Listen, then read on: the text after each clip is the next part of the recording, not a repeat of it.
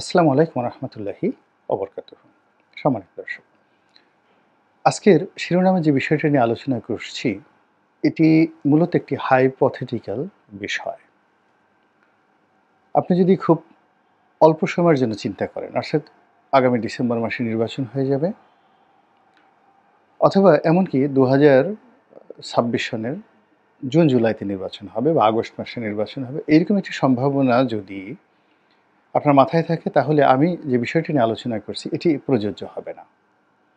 কিন্তু আপনার মনের মধ্যে যদি উকি দেয় যে ডক্টর মোহাম্মদ ইউনূসের এই সরকার, অন্তর্বর্তীকালীন সরকার সহসা যাচ্ছেন না এবং 2027-28 সনের আগে নির্বাচন হচ্ছে না, দীর্ঘদিন তারা ক্ষমতায় থাকবে এবং বিভিন্ন ফর্মে এই ক্ষমতার পালাবদল হবে এবং প্রতিদিনই একটা না একটা নাটক হবে। যেমন ধরুন, এখন ছাত্রদের একটি সংগঠন হচ্ছে, উপদেষ্টা পরিষদে পরিবর্তন হচ্ছে, কেউ পদত্যাগ করবেন, নতুন কেউ যাবেন, তারপর অনেকগুলো ঘটনা ঘটবে, একটার পর একটা পরিবেশ পরিস্থিতি পাল্টাবে এবং এগুলো নিয়ে আপনি ব্যস্ত থাকবেন, নিদারুণ ব্যস্ত থাকবেন এবং কোন ফাঁকে যে ইলেকশনের যে সময় ডেডলাইন চলে যাবে আপনি টেরও পাবেন না।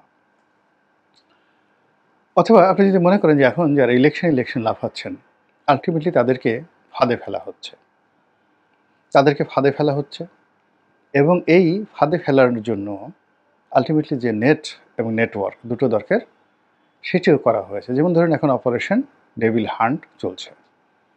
তো ডেভিল হান্টের মাধ্যমে ইতিমধ্যে প্রায় 3,000 3,500 আওয়ামী লীগের যারা নেতাকর্মী তাদেরকে ধরা হয়েছে এবং এর মধ্যে কার্যত ডেভিল বলতে যে সকল লোক বুঝায় তাদেরকে দেখা যাচ্ছে না। এরা সবাই আওয়ামী লীগ, ছাত্রলীগ, যুবলীগের সাধারণ নিরীহ কর্মী, যারা দুষ্টামি করেছে, বদমাইশি করেছে, তারা এলাকা ছেড়েছে এবং তাদেরকে ধরা তো দূরের কথা, তাদের টিকিটই এখন পর্যন্ত আইনশৃঙ্খলা রক্ষাকারী বাহিনী স্পর্শ করতে পারেনি। আর আওয়ামী লীগ জমানায় যে সকল বর্ণচোরা অনেক টাকা পয়সার মালিক হয়েছেন, এরপর সম্পদের পাহাড় গড়েছেন, তারা ইতিমধ্যেই জামাত এবং বিএনপির অনেক লোকের সঙ্গে কৌশলগত সম্পর্ক করে নিজেদের পিঠ বাঁচিয়ে লিডারসে একদম সরকারকে টেক্কা দিয়ে ঘুরে বেড়াচ্ছেন এবং অনেকে এই সময়ের মধ্যেও ব্যবসা বাণিজ্য হাসিল করে নিয়েছেন। তার বাস্তব প্রমাণ হলে আপনি এই যে আওয়ামী লীগ জমানার যে টেলিভিশন কেন্দ্রগুলো দেখেন, সেই টেলিভিশন কেন্দ্রগুলো দেখলে বুঝতে পারবেন যে সেখানে আওয়ামী লীগ জমানার যারা পরিচালক, তাদের সঙ্গে বর্তমান জমানাতে 2-1 জন পরিচালক সেখানে অন্তর্ভুক্ত হয়ে এই টেলিভিশনগুলো কত সুন্দরভাবে চলছে। একইভাবে ব্যাংকগুলো কিভাবে চলছে, বিমাগুলো কিভাবে চলছে, তার দেখেই আপনি বুঝতে পারবেন যে অন্যান্য যেখানে যেখানে সমস্যা আছে, যে সমস্যাগুলো আমরা সাধারণত বুঝতে পারি না। আমরা সাধারণত একটা ইন্ডাস্ট্রিকে দেখি, কিন্তু রাষ্ট্রীয় যে অর্থ, অর্থাৎ সারা বছরে অলমোস্ট 3 লক্ষ কোটি টাকার যে টেন্ডার হয় বাংলাদেশে, আবার বলছি, এলজিডি থেকে শুরু করে বিভিন্ন সরকারি দপ্তরগুলোতে সারা বছরে 3 লক্ষ কোটি টাকার যে টেন্ডার হয়, এই টেন্ডারবাজির সঙ্গে শতভাগ আওয়ামী লীগের লোকজন জড়িত ছিল। এবং 2009 সনে যখন আওয়ামী লীগ ক্ষমতায় আসে, তখন এই পুরো ব্যবসাটি শতভাগ ছিল বিএনপির দখলে। তো বিএনপির হাত থেকে সেই ব্যবসাটা কৌশলে আওয়ামী লীগের লোকজন ধীরে ধীরে তারা নিয়ে গেছে, কিন্তু বিএনপির লোকজনের কিন্তু সেখানে মালিকানা ছিল।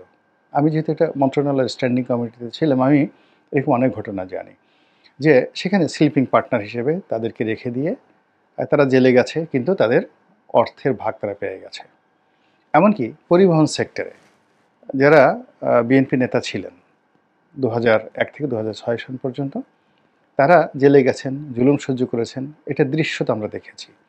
কিন্তু এদের কারোরই অর্থ, টাকা পয়সার সংকট হয়নি। এর কারণ হলো আওয়ামী লীগের যে সকল লোক ওই সকল জায়গা দখল করেছেন, তারা খুবই বিশ্বস্ততার সঙ্গে তাদের ভাগ সেই আওয়ামী লীগের সেই সকল লোকের হাতে, মানে বিএনপি সেই সকল লোকের হাতে পৌঁছে দিয়েছেন। এবং এখন ঠিক একই ঘটনা ঘটছে উল্টো, অর্থাৎ এখন যারা এই সড়ক পরিবহনে চাঁদাবাজি করছেন, সিবিএতে চাঁদাবাজি করছেন, নৌ পরিবহনে চাঁদাবাজি করছেন, সব চাঁদার একটা অংশ আওয়ামী লীগের যারা পান্ডা যেখানে থাকুন না কেন, তারা লন্ডন, আমেরিকা, জেল, জুলুম যেখানে যে অবস্থায় থাকুন না কেন, জায়গা মতো একেবারে গুনে গুনে বিশ্বস্ততার সঙ্গে সেই জিনিসগুলো পৌঁছে গেছে।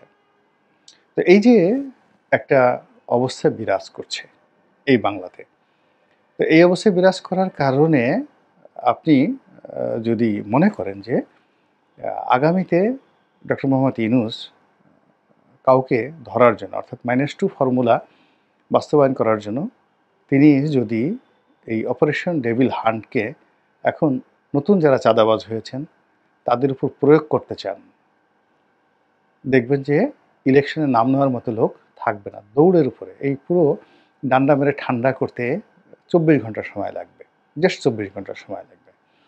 তো সেই ক্ষেত্রে ডক্টর মোহাম্মদ ইউনূস এবং তার সরকারকে সবার আগে যে কাজটি করতে হবে সেটি হলো ভারতের সঙ্গে বন্ধুত্ব, এবং ভারতের সঙ্গে বন্ধুত্ব ছাড়া ক্ষমতায় দীর্ঘমেয়াদে ডক্টর মোহাম্মদ ইউনূস থাকতে পারবেন না। আর যদি স্বল্প মেয়াদে তিনি নির্বাচন দিয়ে চলে যেতে চান, ভারতকে তার পাত্তা দেওয়ার কোনো প্রয়োজন হবে না। কিন্তু আপনি যদি দেখেন যে ডক্টর মোহাম্মদ ইউনূস খুব বেশি নড়াচড়া করছেন, তিনি একবার ভারত, একবার পাকিস্তান, একবার ইংল্যান্ড, একবার আমেরিকা, অর্থাৎ তিনি সব জায়গাতে একটি সম্পর্ক স্থাপন করার জন্য চেষ্টা করছেন। সঙ্গত কারণেই রাজনীতির ভাষা অনুযায়ী আপনাকে বুঝে নিতে হবে যে তিনি দীর্ঘমেয়াদে ক্ষমতায় থাকার জন্য একটা চেষ্টা তদবির করছেন।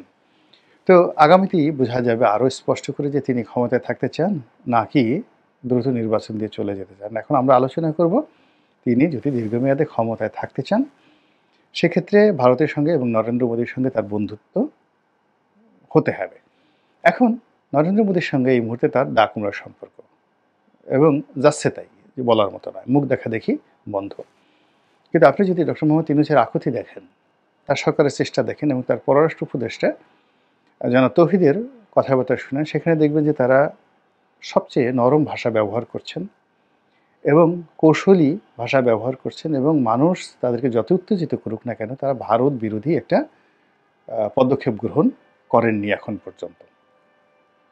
ইট মিনস ভারতের সঙ্গে তারা সম্পর্ক স্থাপন করতে চাচ্ছে। তো সেক্ষেত্রে ভারতের সাথে সম্পর্ক স্থাপন করার জন্য তাদেরকে দুটো পন্থা ব্যবহার করতে হবে, বিশেষ করে নরেন্দ্র মোদীর সাথে সম্পর্ক স্থাপনের জন্য। একটা হলো আদানি, আর দ্বিতীয়টি হলো আম্বানি। আদানিদের সঙ্গে শেখ হাসিনা একটা ভালো সম্পর্ক ছিল, কিন্তু এটা যে পার্মানেন্ট থাকবে তা কিন্তু বলা যাচ্ছে না। আদানির অনেক ব্যবসা বাণিজ্য বাংলাদেশের সঙ্গে আছে, এবং আদানির একটা বড় বিদ্যুৎ প্ল্যান্ট বাংলাদেশে চলছে, এবং সরকার যে কোনো মূল্যে এই পাওয়ার প্ল্যান্টটি চালু রাখতে চাচ্ছে। বৈদেশিক মুদ্রার ঘাটতি থাকা সত্ত্বেও সাপ্লাই অ্যান্ড ম্যানেজমেন্টে যথেষ্ট ঘাটতি থাকা সত্ত্বেও আদানির বিদ্যুৎ বিল সরকার পরিশোধ করে যাচ্ছে। শুধু একটা ছোট্ট বিষয় নিয়ে বিরোধ রয়েছে, সেটি হলো আদানি কয়লার যে মূল্য ধরেছে সেটা হলো বর্তমান বাজার অনুযায়ী, আর সরকার পরিশোধ করছে সেই সাবেক মূল্য অনুযায়ী। এর বাইরে আদানির সঙ্গে তাদের অন্য কোনো বিরোধ নেই, এবং এটি সরকার যদি চেষ্টা করে আদানির সঙ্গে সম্পর্ক স্থাপন করার জন্য, শেখ হাসিনাকে বাদ দিয়ে গৌতম আদানি কালকে এসে ডক্টর মোহাম্মদ ইউনূসের সঙ্গে বৈঠক করবেন, এবং চট্টগ্রাম বন্দর থেকে শুরু করে মংলা বন্দর বা অন্য যে কোনো বন্দরের পরিচালনার যে কোনো একটি কাজ যদি আদানিকে দেওয়া হয়, সঙ্গে সঙ্গে আদানি তার যাকে বলা হয় কণ্ঠস্বর পাল্টে ফেলবেন।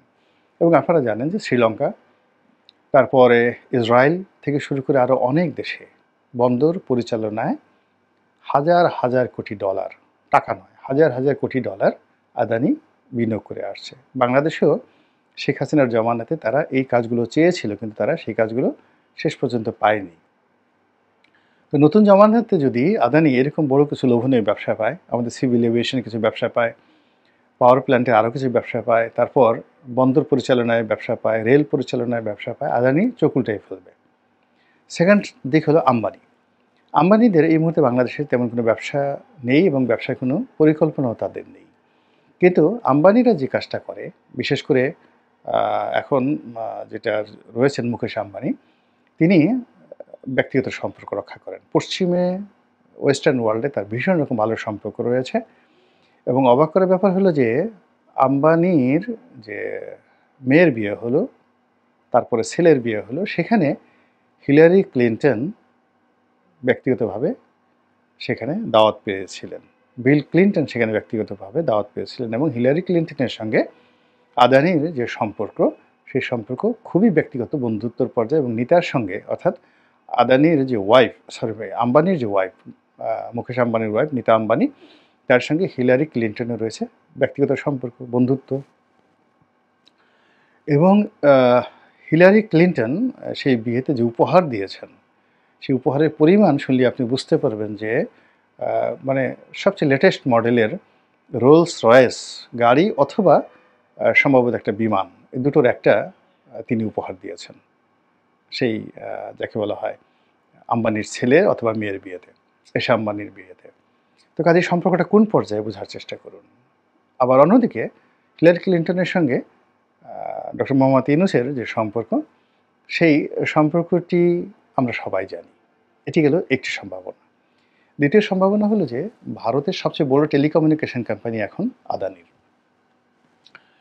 এবং এই যে মোবাইল কোম্পানির যে ব্যবসা globally one of the top 10 company, তারও বেশি বোধহয় টপ 5 কোম্পানি এখন এই যে রিলায়েন্স টেলিকমিউনিকেশন, যেটা ওনার, এবং এই টেলিকমিউনিকেশন সম্ভবত টেলিনর কোম্পানিকে কিনে নিয়েছে। টেলিনর কোম্পানি হলো মানে ভারতে যে টেলিনরের ইনভেস্টমেন্ট যেটা ছিল সেটা পরিপূর্ণভাবে তারা কিনে নিয়েছে। আর টেলিনর কোম্পানি হলো নরওয়ের সেই কোম্পানি যে কিনা গ্রামীণ ফোনের মূল মালিক। তো এখন এই যে টেলিনর ইন্ডিয়াকে কিনে নিয়েছে এবং সেই সুবাদে মুকেশ আম্বানির সঙ্গে টেলিনরের সম্পর্ক, টেলিনরের সঙ্গে ডক্টর মোহাম্মদ ইউনূসের সম্পর্ক, এবং এই সম্পর্কের ভিত্তিতে মুকেশ আম্বানির সঙ্গে তার একটা বন্ধুত্ব থাকবে, এটাই একেবারে স্বাভাবিক। থার্ডলি যেটা হলো যে এই টেলিকমিউনিকেশন ব্যবসার একটা অ্যাসোসিয়েশন রয়েছে সারা দুনিয়াতে এই মোবাইল কোম্পানিগুলোর, এবং সঙ্গত কারণে এই প্ল্যাটফর্মটিও ডক্টর মোহাম্মদ ইউনূস ব্যবহার করতে পারেন আগের দুটো সম্ভাবনার সঙ্গে সঙ্গে মুকেশ আম্বানিকে সাথে সম্পর্ক করার জন্য। কাজেই মুকেশ আম্বানি, তারপরে নীতা আম্বানি, হিলারি ক্লিন্টন, গৌতম আদানির মাধ্যমে নরেন্দ্র মোদীর সঙ্গে সম্পর্ক স্থাপন করা তার জন্য কোনো বিষয়ই না। থার্ডলি আরেকটি বিষয় বলা প্রয়োজন, সেটি হলো ইমানুয়েল ম্যাক্রোর সঙ্গে শেখ হাসিনারও ভালো সম্পর্ক, কিন্তু at the same time doctor Mohammad ইউনূসেরও ভালো সম্পর্ক। এবং ডক্টর মোহাম্মদ ইউনূসের হাতে আরেকটা অস্ত্র রয়েছে, মারণাস্ত্র রয়েছে, সেটি হলো তিনি ফিফার একজন গুরুত্বপূর্ণ ব্যক্তিত্ব, এবং ইউরোপের অনেকগুলো বিখ্যাত ক্লাব রয়েছে, খুব নামকরা ক্লাব রয়েছে, সেই ক্লাবে ডক্টর মোহাম্মদ ইউনূস খুবই জনপ্রিয় ব্যক্তিত্ব, বিশেষ করে ফুটবল ক্লাবগুলোতে।